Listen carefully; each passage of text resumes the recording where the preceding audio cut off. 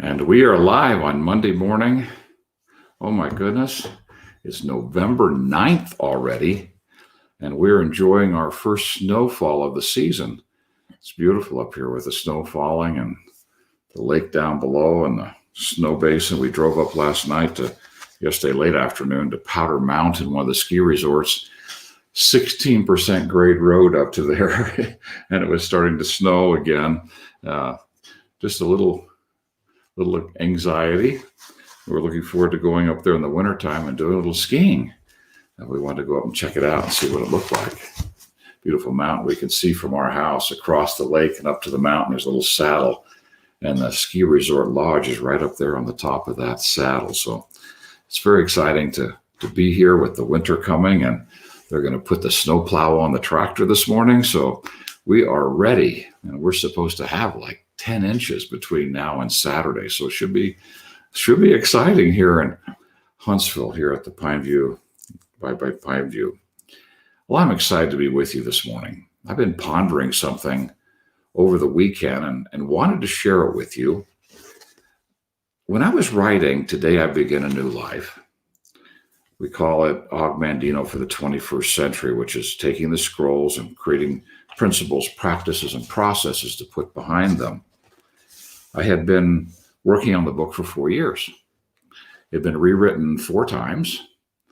And I've shared this story briefly before, but I want to get into this piece.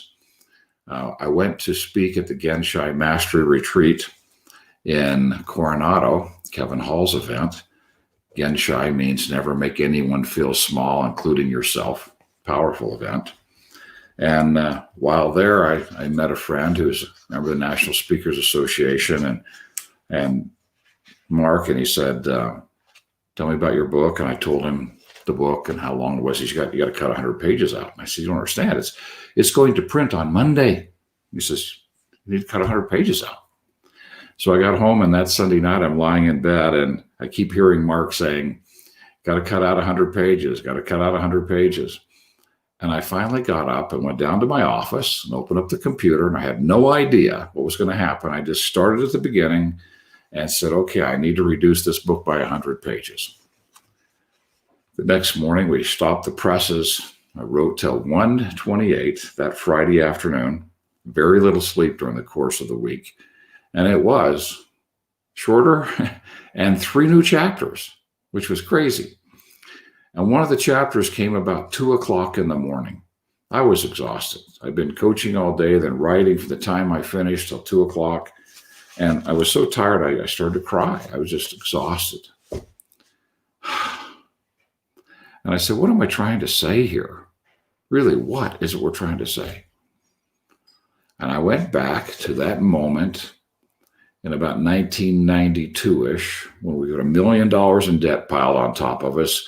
Everything is falling apart. We got $1 million life insurance policy, and there was some consideration around cashing in the policy.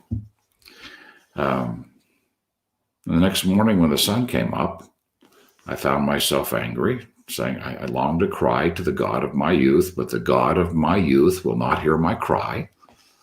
I must change my God or change my cry. I remember those words, and I was reflecting on those at 2 o'clock in the morning. And then I started to write.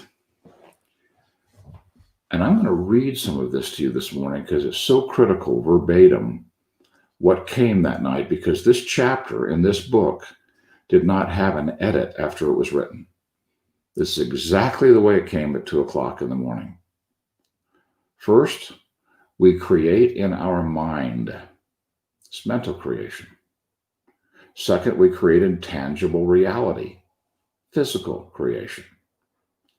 Next, I learned that using our gifts, these are the lessons I learned after having that experience of changing my cry.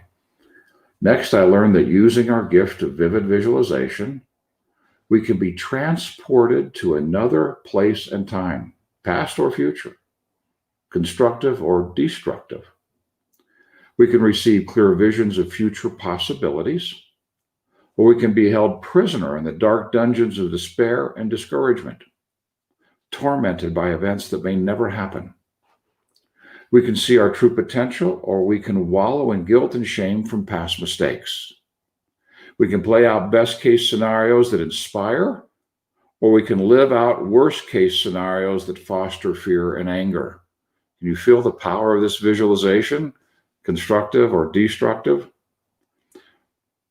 We can see the light of heaven, or we can be blinded by the dark and forbidden. We can seek guidance and direction, or we can seek ease in an attempt to escape from the rigors of life.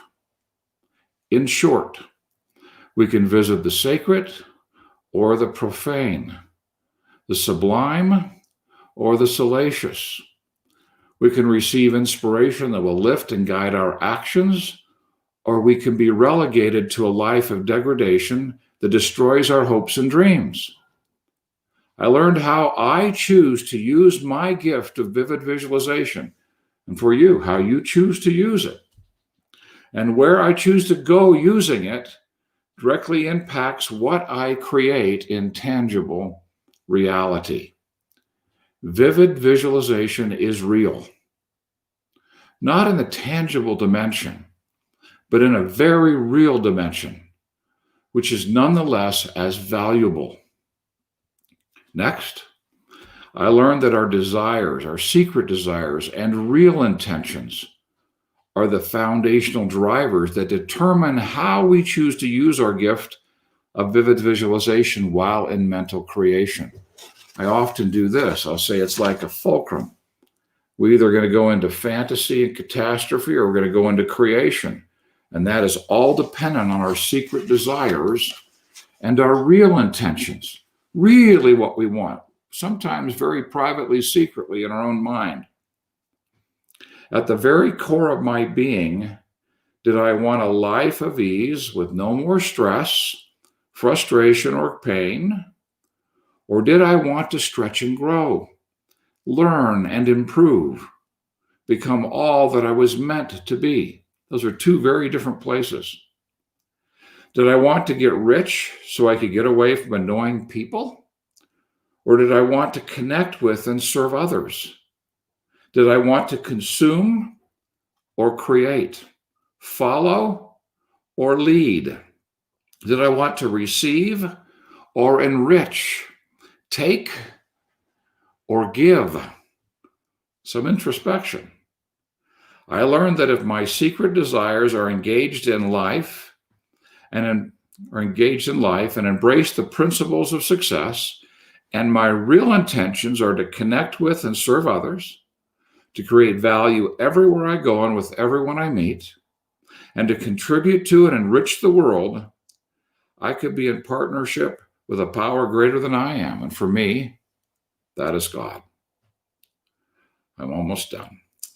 I discovered that vivid visualization used constructively was a sacred form of meditation, a prayer that could always be answered. This was the change that was required in my cry. As we analyze our cry, which side are we wanting? Because one side is always answered, the other side is never answered. We're in alignment with creation, or we are frustrating the process.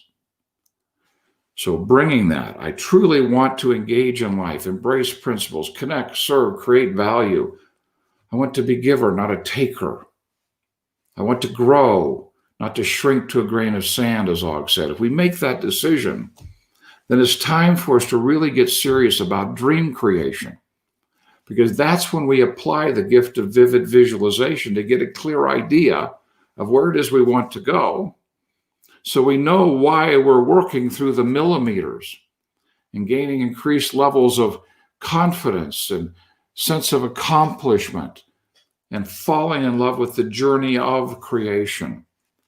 And it brings me really to the topic I wanted to share with you this morning, because in dream creation, there are three very different scenarios that you can find yourself in.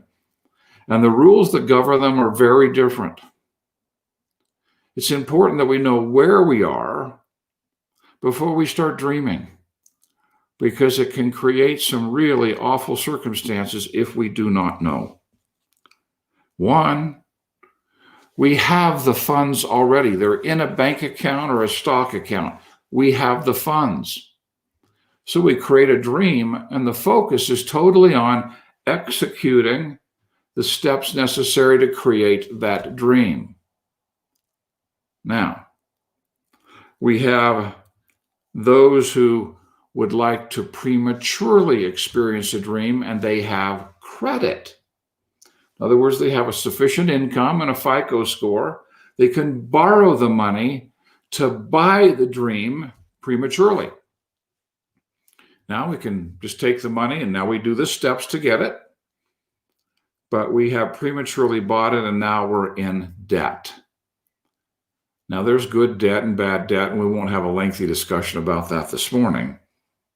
But education, a home, and basic transportation, those are three things that you might consider borrowing money to fund if necessary, because they're all critical. But beyond that, consumer debt, just to consume the things we want before we have the money to do so, that's really critical. Now, in this scenario of having the funds and creating, or borrowing the funds and creating, the fact that we have the funds doesn't necessarily mean we should do this, because there are times when we'll want to have sufficient reserves. The winds of change are happening. What is this going to do to stock markets, jobs, the COVID-19? Do we have sufficient reserves to cover our family needs for the next month? Do we have it, and with us, do we have enough to cover for 6 months to a year? Do we have sufficient foodstuffs and like toilet paper or whatever might be necessary if there's a run and that's not available? Do we have water if the water system gets tainted? Do we have power sources like a generator? Are we prepared? Because that preparation might be more important than getting something that we'd like to buy. Now, that's if we have the money. Where are we using it? If we are doing it by credit, we want to be extremely careful where we borrow and go into debt. And then there's the third, and it's where most people are. And unfortunately, when we're in this third category, we often want to act as if we're in the 1 or 2 category. And that's part of the glass ceiling we keep crashing into and blooding our forehead. It's when we need to create the money to be able to fund the dream. We haven't created it yet. We may not even have the credit for it. Well, I want a beach house. Well, can you borrow $1 million? If not, then the credit's not even there. We haven't built the foundation that would provide the revenue to fund the dream. That requires us to step back and say, okay, how am I going to generate this revenue? Am I going to be seeking get-rich-quick schemes and end up broken and angry, terribly disappointed? Am I going to embrace a worthy income-generating vehicle? And there are many of those, some better than others, where someone can have a side hustle, I've heard people call it, a home-based business, and they can start building and overcoming their fears and doubts, which will be required to create a business like that can generate that revenue. So just pause with me for a moment.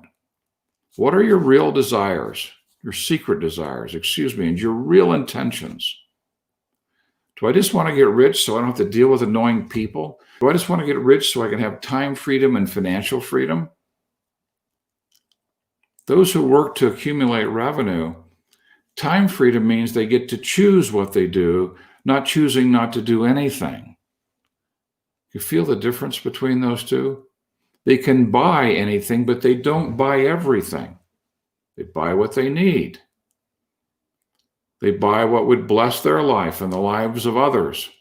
Time freedom, financial freedom can often be a disguise for I just want life to be easier, less stressful, less painful. If we're there, that's the first fundamental shift we're going to want to make. And make the choice that I want to engage in life. I want to embrace obstacles, because that's how we learn. They're given to us to develop the skill set that we need to get to where we'd like to go. Want to connect and serve others, create value everywhere we go and with everyone we meet, and contribute to the world, leave a footprint on the planet. That's our burning desire. Then we come to our own personal circumstances and say, do we have funds for which we can create dreams? Are we in a position where we have credit? We'll want to be very careful not to prematurely cut short the process and just go buy it and then have debt. And third, do we need to find a worthy income generating vehicle, a career path that may require additional education? If you, for an example, I've had someone that was in basic nursing wanting to get an RN. So they go back and get an RN, or they get a nurse practitioner license so they can increase their income and their potential for funding to be able to get dreams in their life. That would be an example. Some people go and get their real estate license or insurance license. They begin to build that business. However, those businesses, all of them, require us engaging in life, embracing obstacles, and moving forward. None of these are golden tickets to ease and less stress. They're all ways to create the revenue in a worthy way, a worthy income generating vehicle. Then the home-based business is an option. So where are you this morning? Just take a breath. Do I need to generate the money first?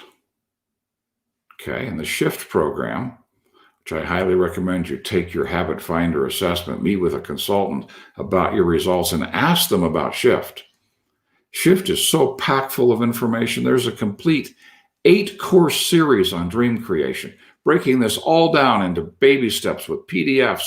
You just follow. How can I begin the process of setting simple goals and funding simple dreams to develop a tolerance, if you will, an ability to, and a confidence to be able to create? Maybe that's where I am. I'm just taking baby steps for creation. Do I have a worthy income generating vehicle? If I do, am I honoring it? Or am I letting it just dwindle because I'm spending my time imagining what it's going to be like when I'm rich versus serving people using that vehicle and blessing lives, which generates the revenue? Where am I if I already have one? Am I honoring it? If I am, let me start working it. Let me set some simple goals. Let me fund some simple dreams. Let me get better and better and better at this process until I have the revenue to pick the dream and execute, because the funds are there. Now I can just do the baby steps of creating it. That's a fun way to create. This last weekend, we finally got to vacuum the dust in our remodel. Wow, but those funds were there. That was a process of baby stepping every step that needed to be done to create that outcome. Didn't need to create the money for it. That was there. So use your worthy income generating vehicle to generate the money so you can go to that next step. But in the process, you'll learn in the SHIFT program how you can create and reward, create and reward, create and reward in that journey. Smaller dreams, then bigger dreams, bigger dreams, bigger dreams, then the biggest dreams, paid for with real money in a real bank account, I'd like to say, with which you could buy a real couch. So where are we this morning? I love it when Paul recently said spontaneously in a group coaching session, we all want to get started. Sometimes we just don't want to start, where we are. Where are we? What's our secret desire and real intention? Are we needing to create the revenue? Have we developed credit? Let's be careful. We have the funds to generate. Is that really what we want to create with those funds? And let us make sure we're prepared for this time in which we live? Do we know where we are in our own lives, with our own finances, with our own worthy income generating vehicles? My admonition to you this morning, let's get real. Because when we're not being real and building from where we are always in frustration because it keeps showing up differently. Expectation, frustration. We keep holding this reality in which we live hostage to an expectation of where we want to be. Well, that's where we want to be. It's not where we are. Let us start where we are and begin this journey today of building something significant. Because we're here for a purpose, Og says. That purpose is to not be a grain of sand, but to grow into a mountain, the highest of all, and to strain our potential till it cries for mercy. We're here to be all that we're meant to be. And that's where the joy comes, not in arriving at a destination, but in the journey of inspired idea, taking what is and moving it and celebrating. Inspired idea, moving it, celebrating. Inspired idea and moving it and celebrating. Joy in the journey. Let's find out where we are so that we can begin the journey. Paul also said one day, it's like hiring an Uber and lying about where you are.